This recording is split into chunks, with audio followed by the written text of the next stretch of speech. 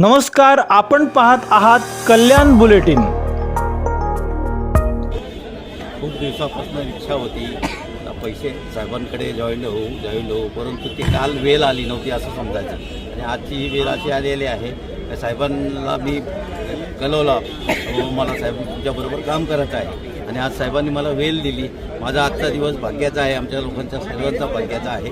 साहेबांनी 2023ला जो मुख्यमंत्री असताना 20/10/2023ला समाजाचा जो प्रश्न उपस्थित केला होता त्याचा पाठपुरावा साहेबच करतात आणि साहेब आम्हाला न्याय देतील अशी आमची सर्वांची अपेक्षा आहे। लोकसभेला भाजप सेनेची युती होती आणि युतीमध्ये मोदी सरकारच्या कालावधीत सगळं भाजपला आम्ही पाठिंबा दिला होता। काही समाजाचे प्रश्न आहेत, त्या प्रश्नासाठी आम्ही पूर्ण महाराष्ट्रात पाठिंबा दिला होता, जागोजागी आम्ही सभा घेतल्या होत्या।